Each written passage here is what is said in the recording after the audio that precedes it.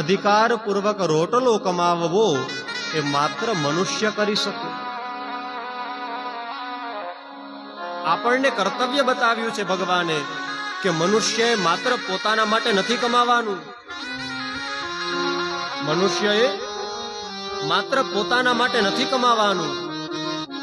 મનુષ્યેતર જેટલી પણ જીવ સૃષ્ટિ છે એ મનુષ્યના આધારે નભે છે. માટે મનુષ્યએ પોતાના સિવાય બીજી પણ જીવ સૃષ્ટિને આપવાનું છે. એટલે આપણે ત્યાં કહ્યું છે કે આવકનો 10મો ભાગ ધનની શુદ્ધિ માટે કાઢવો.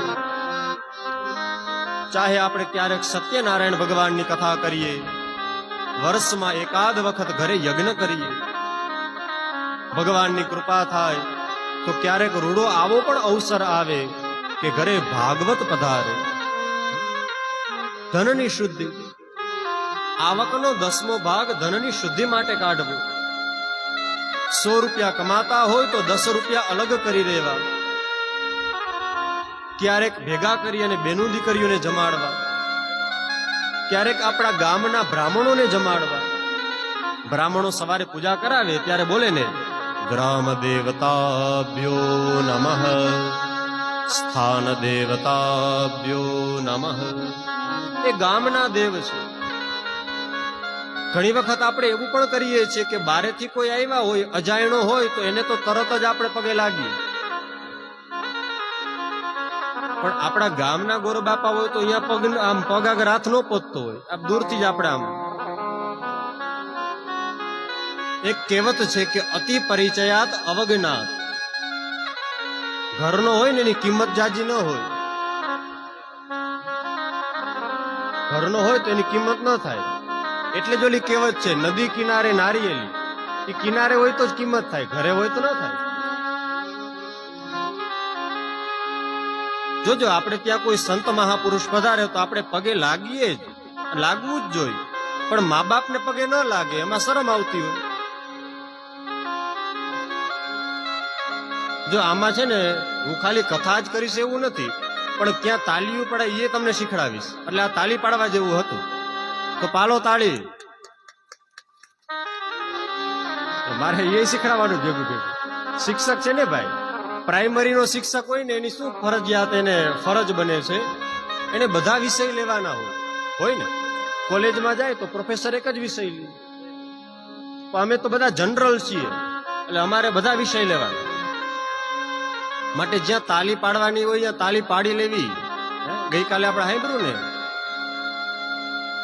તાલી પાડો તો મારા રામની રે, બીજી તાલી ન હોય જો.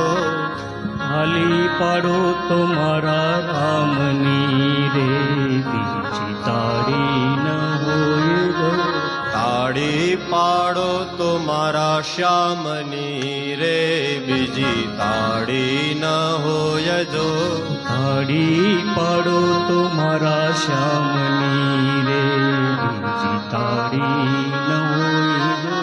સમરણ કરો તો રાધે શ્યામનું રે, બીજું સ્મરણ ન હોય જો. સ્મરણે કરો તો રાધે શ્યામનું રે, બીજું સ્મરણ ન હોય જો. માટે તાલી પાડવાની આવે ત્યાં પાડી લેવી.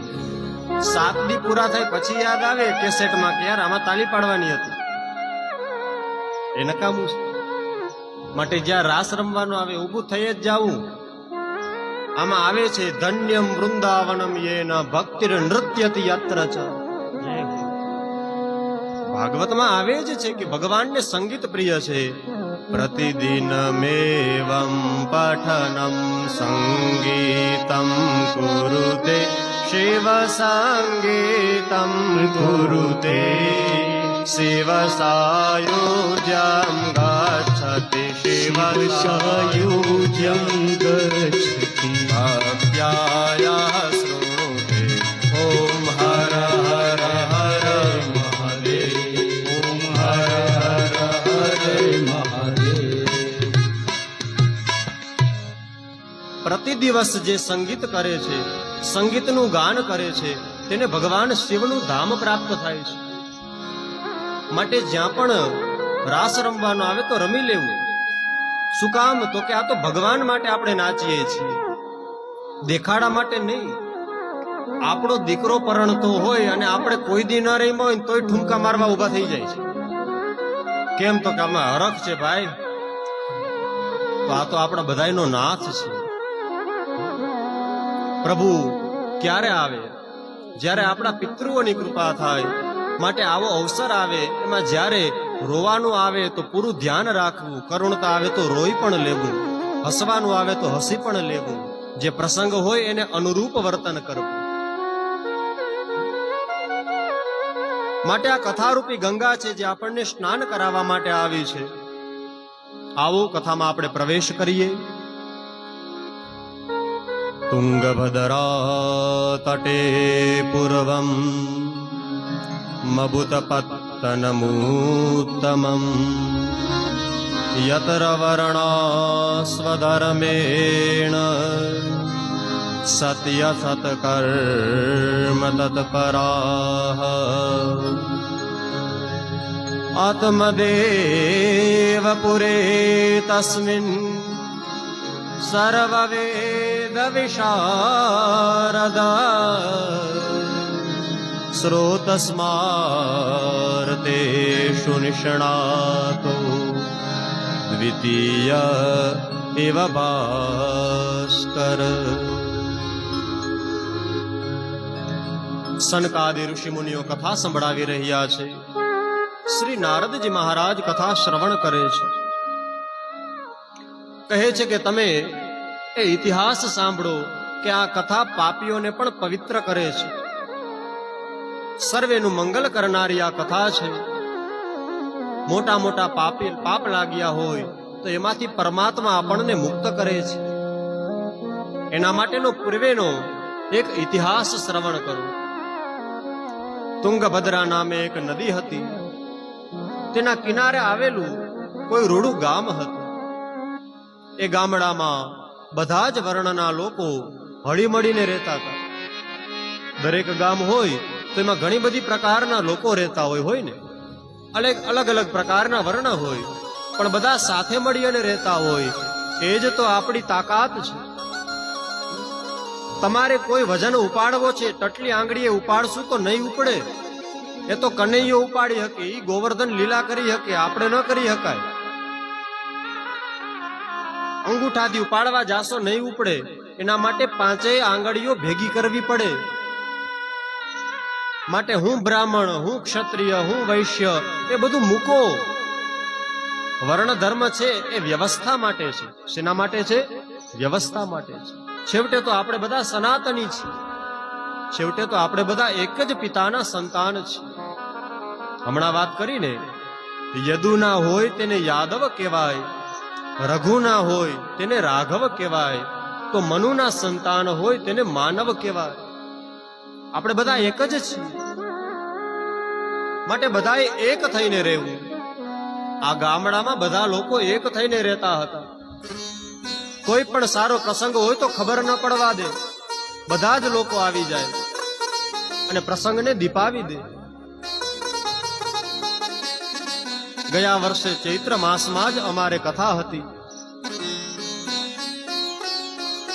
જે બહેને કથા કરી હતી તેનો એકનો એક જુવાન દીકરો દેવ થઈ ગયો હતો. એના પતિદેવ પણ સ્વધામ પ્રભુના ધામમાં ચાલ્યા ગયા હતા. માટે બેન ચિંતા કરતા હતા કે શાસ્ત્રીજી આપણા કેવી રીતે થશે, કેવી રીતે કરશું. અને અમારે જે વિસ્તારમાં કથા હતી ત્યાં ફરતે ઘણા બધા લોકોના મકાન હતા, પરંતુ બધા અલગ અલગ જ્ઞાતિના લોકો. પહેલા દિવસે કથા પૂરી થઈ એટલે બધા લોકો સાંજે આવ્યા, અમે બધા મળ્યા, વાતોચીતો થઈ. એટલે મને એમ કે આ બધા મહેમાનો હશે અથવા તો કુટુંબના લોકો હશે. ત્યારે ખબર પડી, કોઈ તો કહે કે અમે પટેલ છીએ, કોઈ કહે અમે ક્ષત્રિય છીએ, કોઈ કહે અમે બ્રાહ્મણ છીએ, કોઈ કહે અમે સતવારા છીએ, કોઈ કહે અમે વણિક છીએ. પણ બધા પરિવારની જેમ કામ કરતા હતા. કેમ તો કે આ ભાગવત કથા કોઈ એક માટે નથી. જેને એમ થાય કે આ મારો બાપ છે, જેને એમ થાય કે આ મારા માટે છે, એ બધા જ લોકોએ આવીને અહીંયા બેસવું. બધાએ સાથે મળી અને કાર્યને દીપાવી દીધું. ખબર ન પડે રસોડામાં શું હાલત છે, એ પણ ખબર ન હોય કે આજે ફૂલનો હાર કોણ લઈ આવ્યું છે. બધા સાથે મળીને કામ કરે. તો આ ગામમાં પણ બધા સાથે મળી અને રહેતા હતા. એમાં એક આત્મદેવ નામના વિદ્વાન બ્રાહ્મણ રહેતા હતા. શ્રોત સ્માર્ત કર્મેષુ નિષ્ણાતો દ્વિતીય ઇવ ભાસ્કરઃ. એ વેદ અને પુરાણોને જાણનારા હતા, શાસ્ત્રોની કથાને જાણતા હતા, વેદના નિયમોને જાણતા હતા, વિધિ વિધાનમાં પારંગત બ્રાહ્મણ હતા.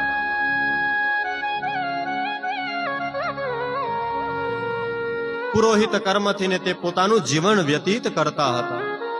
પુરોહિત કેને કહેવાય ખ્યાલ છે? જે હંમેશા બીજાનું કલ્યાણ કરે તેને પુરોહિત કહેવામાં આવે. જે પોતાના યજમાનનું કલ્યાણ કરે એને જ પુરોહિત કહેવાય. અને આમ પણ એવા જ બ્રાહ્મણને આપણે આમંત્રણ આપવું, આમ પણ એવા જ ગુરુને આપણે ગુરુ સમજવા કે જે આપણા માટે સારી હોય એવી વાત કરે. મને ગમે એવી વાત કરે એમ નહીં. એ કદાચ કડવી દવા હશે, તમને નહીં ગમે એવી દવા હશે, પણ તમારા માટે સારી દવા હશે. બાળક હોય એ બીમાર પડ્યું હોય, શરદી હોય, માથું દુખતું હોય કે કોઈ તાવ આવ્યો હોય, દવા ન પીતું હોય તો માં એને નાક પકડી ખોરામાં સુવડાવી મોઢું ખોલીને દવા પીવડાવી દે. એમ સાચો સદગુરુ એ છે કે જે પોતાના શિષ્યને ઠપકો પણ આપે જરૂર પડે તો. કેમ તો કે મારે આને ભવરોગના રોગથી ને એને દૂર લઈ જવો છે, મારે તો આને એવું ઔષધ આપવું છે કે જે તેનું કલ્યાણ કરે. એટલા માટે એ પુરોહિત કર્મથી ને જીવન વ્યતીત કરતા હતા. ધુંધુલી નામે પત્ની હતી. એણે પોતાના જીવનમાં અનેક સત્કર્મ કર્યા હતા, છતાં પણ નિસંતાન હતા. વાંજિયાપણું 3 પ્રકારે હોય છે ભાઈ. વાંજિયાપણું 3 પ્રકારે હોય. સંતાન ન હોય તો તેને એ દાંપત્ય જીવનને વાંજ્યું કહેવામાં આવે. સંતાન ન હોય તો તેવા દાંપત્ય જીવનને વાંજ્યું કહેવામાં આવે.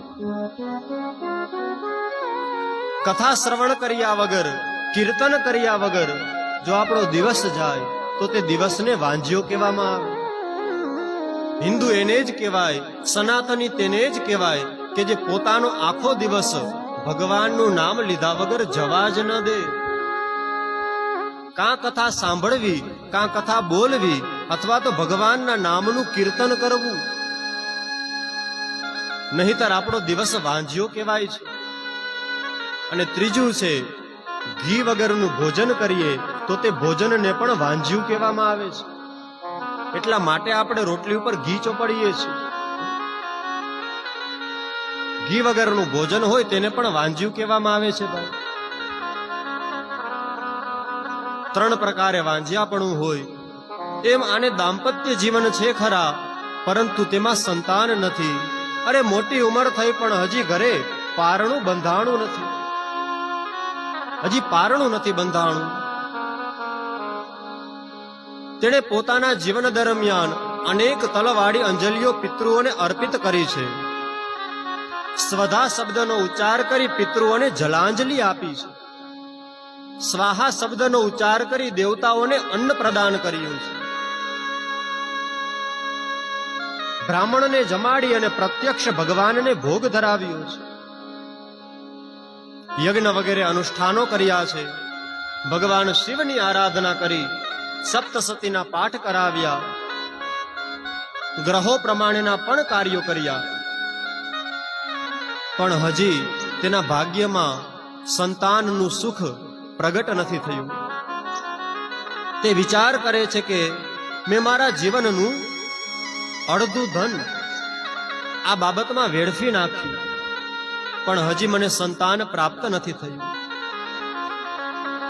એક સમયે પોતે દુઃખી થાય છે, ઘર છોડી અને પોતે જંગલમાં જાય છે. બપોરનો સમય હતો. હવે તરસના કારણે કંઠ સુકાવા લાગ્યો. કોઈ તળાવ નજરે પડ્યું છે. ત્યાં તળાવના કિનારે પોતે આવ્યો, જલપાન કરી અને થોડી વાર બેઠો. દુઃખી મનથી ને વિચાર કરે છે કે હવે શું થશે. ત્યાં તો કોઈ સંન્યાસી આવે છે. એ સંન્યાસી મહાત્મા આવ્યા છે. બપોરના સમયે જલપાન કર્યું. જેવી આ બ્રાહ્મણની નજર પડી કે હવે આ યતિ સંન્યાસીએ જલપાન કરી લીધું છે, તો પછી તેઓ તેની પાસે ગયા. તેની પાસે જાય છે, ચરણમાં માથું નમાવી અને પોતે રોવા લાગ્યો. કથમ રોદિષિ વિપ્રત્વમ. હે વિપ્ર, તમે કેમ રૂવો છો? તમે શા કારણથી ને પીડિત છો? મને તમારું દુઃખ તો જણાવો. કથમ રોદિષિ વિપ્રત્વમ કાતે બલીયસી. મને જણાવો. ત્યારે તે બ્રાહ્મણ કહે છે કે હે મહારાજ, મારા અભાગ્યના દુઃખને તમે સમજો. આવડી મોટી ઉંમર થઈ ગઈ, હું 60 વર્ષનો થઈ ગયો, પણ હજી મારે ત્યાં સંતાન નથી થયું. હે મહારાજ, જો મેં આ ધન એકત્રિત કર્યું છે, પરંતુ હું મારા સંતાનને ન આપી શકું તો આ ધન શા કામનું? આ બ્રાહ્મણ માત્ર રૂપિયાની વાત નથી કરતા, એ પોતાના જ્ઞાનની પણ વાત કરે છે. મારી પાસે જ્ઞાન રૂપી જે ધન છે, એ જો હું મારા બાળકોને ન આપી શકું તો આ પોથીનું જ્ઞાન શા કામનું? હે મહારાજ, હું મારા પિતૃઓને જળની અંજલિ આપું છું તો તેઓ નિશાસો નાખીને ગ્રહણ કરે છે. યાદ રાખજો, પિતૃઓ ત્યારે જ શ્રાદ્ધ ગ્રહણ કરે જ્યારે આપણા પછીની પેઢી આવી ગઈ હોય. કોઈ નિસંતાન વ્યક્તિ પિતૃઓને જળની અંજલિ અર્પણ કરે તો પિતૃઓ હર્ષથી ને ગ્રહણ કરતા નથી. કારણ કે પિતૃઓ એ ચિંતા કરે છે કે તારા પછી અમને કોણ આપશે? અરે તું તો અમને આપી રહ્યો છે, પણ જ્યારે તું પિતૃ બની અને આવીશ ત્યારે તને કોણ આપશે?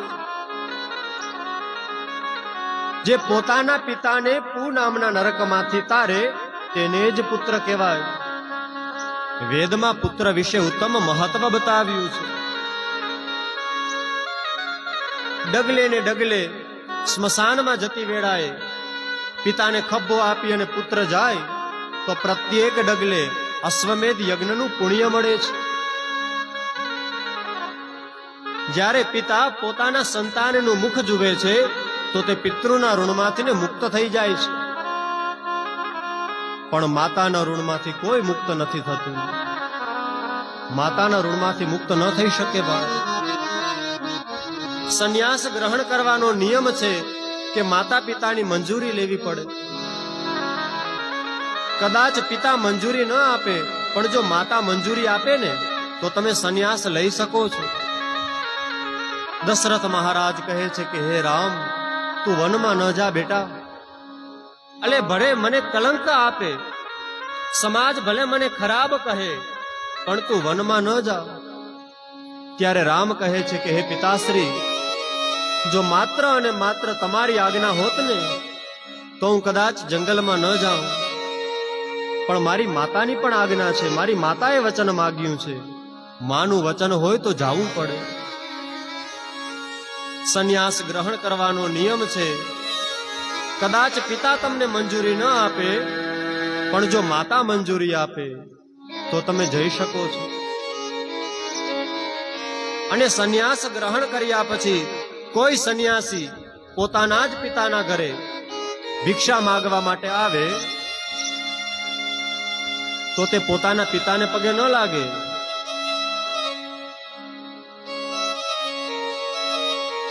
પિતા એને પગે લાગે. કેમ? તો કે હવે તે સંન્યાસી બની ગયો છે. એ એના પિતાને પગે ન લાગે, પિતા એને પગે લાગે છે. કેમ? તો કે હવે અમારો દીકરો નથી. જ્યારથી એને દંડ ધારણ કર્યો ત્યારથી તે નારાયણ બની ગયો. દંડી સંન્યાસી હોય.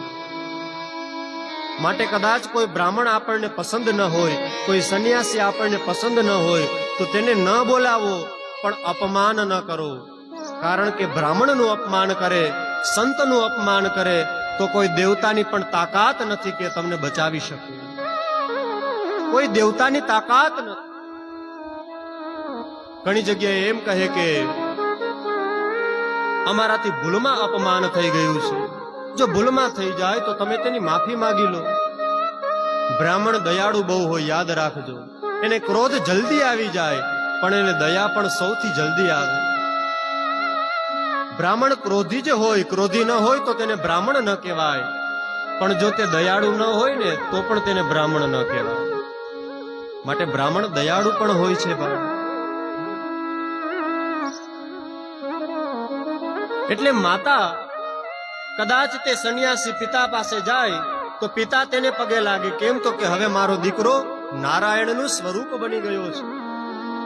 પણ જો તે માતા એને ભિક્ષા આપવા માટે ઘરની ડેલી ખોલી બહાર આવે તો માતાને તો પગે જ લાગવું પડે. એ માતાના પગમાં દંડવત કરે છે. કેમ? તો કે માથી મોટું તો ક્યારેય નથી થવાતું.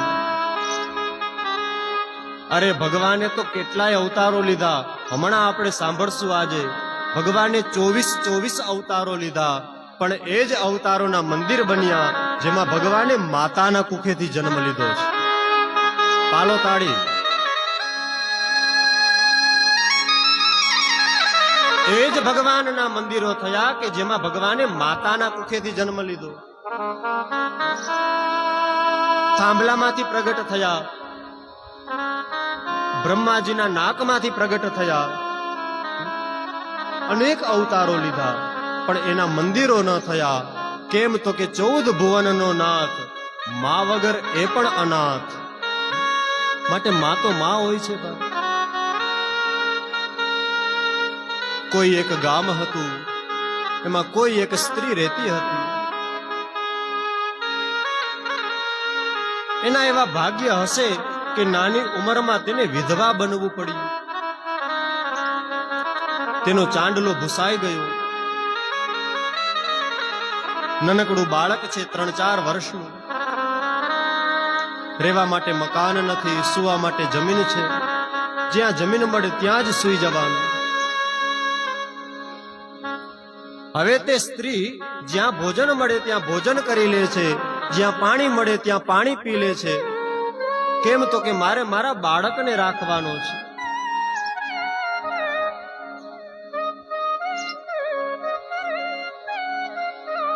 પતિ તો છે નહીં, માટે બધી જવાબદારી એ માની બની ગઈ છે. પોતાના નાનકડા બાળકને લઈ જ્યાં પણ જાય, જે પણ એને મળે એને આપી દેવું. એક દિવસે સ્ત્રી પોતાના ગામમાંથી ને બીજા ગામમાં ગઈ તો ત્યાં મેળો ભરાણો હતો. મેળો ભરાણો હતો.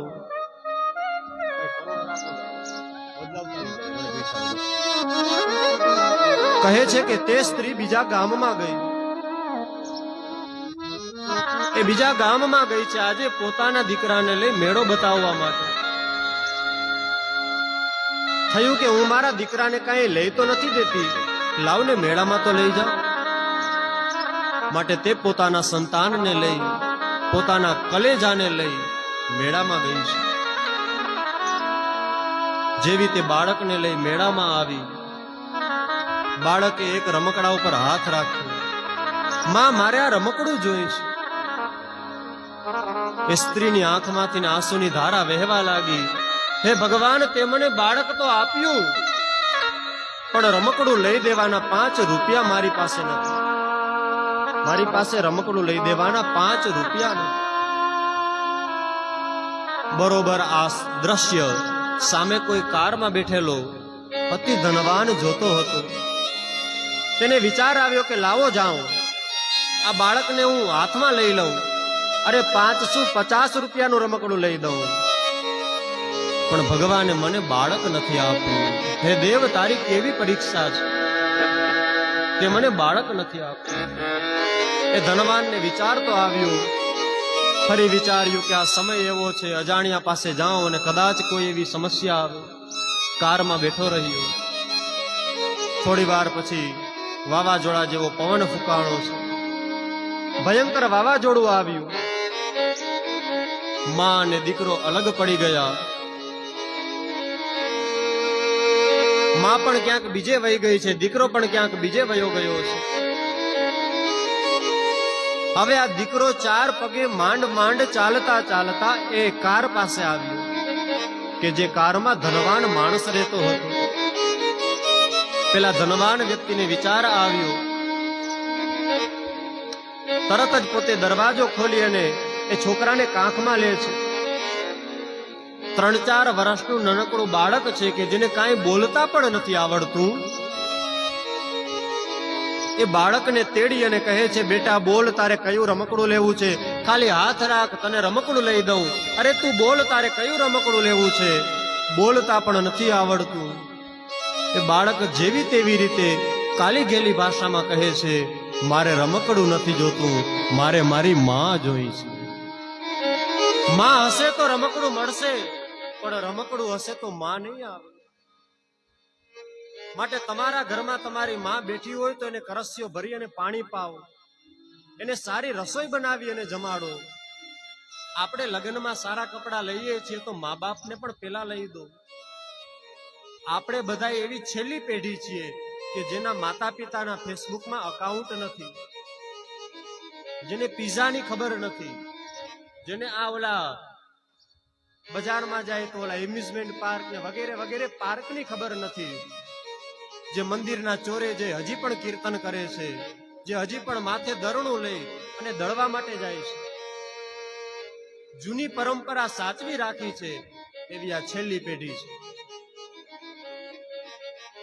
આપણા મા બાપને કાંઈ નથી જોતું વાલા, ખાલી એને એટલું જ જોઈ છે કે મારો દીકરો મારી પાસે આવી બે સારી વાત કરે. સમય કાઢી અને તેની પાસે બેસો, અડધી કલાક એની પાસે બેસી સારી વાત કરો, એનો અનુભવ લ્યો. એને પૂછો કે બાપા તમારી બહુ સરખી રસોઈ તો બનાવે છે, તમારે કાંઈ નવું જમવું છે? આજે કાંઈ તમારું મન છે તો ચાલો તમને હું હનુમાનજીના મંદિરે લઈ જાઉં. અરે આજે મંગળવાર છે, ચાલો હનુમાનજીના મંદિરે જાય. બા તમારે કથામાં જવું છે, તમે ચાલી નથી શકતા, કાંઈ વાંધો નહીં, હું કારખાને અડધી કલાક મોડો જઈશ, ચાલો તમને હું કથા સ્થળે મૂકી જાઉં. ઘણી વખત ઘણી જગ્યાએ એવું પણ થતું હોય કે માવડી કહે છે કે બેટા પાણી જોઈએ છે, ત્યારે વહુઓ છે ને એવું વર્તન કરે, અરે અમે તો સાંભળ્યું નહોતું, અમારું તો ધ્યાન નહોતું બાપા, નકર અમે તો દેવા માટે તૈયાર જ છીએ, પણ અમારું ધ્યાન નહોતું. યાદ રાખજો, વારા પછી વારો. આજે એ ખાટલે પડ્યા છે, કાલે આપણે પણ ખાટલામાં જવાનું જ છે. આજે તમે એમ કહો છો કે ધ્યાન નહોતું, કાલે તો એવું કેવા વાળી આવશે હખણી બહેને. સમય ગંભીર છે ભાઈ, આ હસવા માટે મેં નથી કીધું, આ વાત જરાય હસવાની નથી. અમારે તો શહેરોમાં પણ કથા કરવા જવાનું હોય, ગામડાઓમાં પણ જવાનું હોય. હજી ગામડાઓમાં મર્યાદા છે, ખુરશી ઉપર બેઠા હોય ને કોઈ વડીલ આવે ને તો તરત ખુરશી ખાલી કરી દે. અરે બેસો બેસો, તમારાથી નીચે નહીં બેસાય, તમે બેસો. આપણા ગામડાની પરંપરા છે આ, શહેરોમાં એવું વર્તન હોતું નથી. માટે મા બાપ જ્યાં લગી છે ત્યાં લગી તેની સેવા કરી લો. પછી ગુલાબના હાર પહેરાવો કે ગલગોટાના પહેરાવો, માત્ર એ તો છબી જ હાર પહેરે છે, એ ક્યાં આવવાના છે? યાદ રાખજો, હોય ત્યાં લગી જો કિંમત થઈ જાય તો બહુ સારું કહેવાય. નહીતર દુનિયાનો નિયમ છે કે સમય પણ હોય અને સમજદારી પણ હોય, આ બે ભેગું આવતું નથી. સમજદારી આવે ત્યાં સમય વયો ગયો હોય છે, સમય હોય ત્યારે સમજદારી હોતી નથી. સમજદારી આવે ત્યાં 7 દી પૂરા થઈ જાય. આ 7 દી એટલે કથાના નહીં, આપણા જીવનના 7 દિવસની વાત છે. ક્યારે યમનો પોકાર આવશે ખબર નથી. 7 જ દાડા છે, પરીક્ષિત હોય કે આપણે હોય. માટે જો સમજદારી બહુ સમયસર આવી જાય તો સુરાપુરાની કૃપા કહેવાય, એ સુરેશ્વરીની, એ સુરેશ્વરની, પરમાત્માની કૃપા કહેવાય. કારણ કે સમજદારી અને સમય બે સાથે નથી આવતા.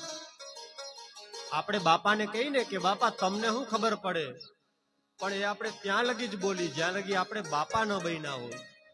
આપણે બાપા બનીને પછી ખબર પડે બાપા સાચા હતા ભાઈ, માં સાચી હતી. ઓ બેન, માં સાચું કહેતી હતી કે દીકરી વહેલી ઉઠી જા, સાસરે જાઈશ તો તારે વહેલી રસોઈ કરવી પડશે. અરે ટિફિન કરવા માટે 4 વાગ્યામાં ઉઠવું પડશે. હે બેન, હવે મને મારી માં યાદ આવે છે. કેમ તો કે ભાવતું નહીં ને તો હું કહી દેતી કે માં બીજું બનાવી દે ને. એટલે મારી માં મને પ્રેમથી બીજું શાક બનાવી દેતી. હવે જો કદાચ રસોઈ સારી બની હોય ને તો કાંઈ વધતું નથી. છેવટે ગોળ અને રોટલી ખાઈ હું મારું પેટ ભરી લઉં છું. કેમ તો કે વહુ બનીને આવી હોય ને એને તો છેલ્લે જમવાનું હોય. કદાચ શાકમાં મીઠું વધારે પડી ગયું હોય તો એમ કહે છે તારી માએ નહોતું શીખડાવ્યું. માટે હવે યાદ આવે છે કે બેન, માં કહેતી હતી ને એ સાચું હતું. માતા પિતા હોય ત્યાં લગી એની કિંમત કરી લેવી. બાપ છે એ બેકગ્રાઉન્ડ છે અને માં છે એ આપણો ખોડો છે. માના ખોડામાં બેસો ને ત્યાં લગી ટાઢ પણ ન લાગે, ત્યાં લગી ગરમી પણ ન લાગે. બાપ બેઠો હોય ને ત્યાં લગી ખબર ન પડે, વ્યવહારમાં જી આવે, સારા પ્રસંગમાં પણ જી આવે. કોઈ એવા અશુભ કાર્ય હોય તો ત્યાં પણ હાજરી આપી આવે. પિતા ન હોય ત્યારે ખબર પડે, બધી જગ્યાએ કામ ધંધો બંધ કરીને પણ જવું પડે. મેં ગઈકાલે એક વાત કરી હતી કે વાતને પકડી રાખજો. આ ભાગવત કથા છે, એકમાંથી બીજી આવશે, બીજામાંથી ત્રીજી આવશે. માટે આપણી મૂળ વાત ક્યાં હતી? સમયનો 10મો ભાગ ધનની શુદ્ધિમાં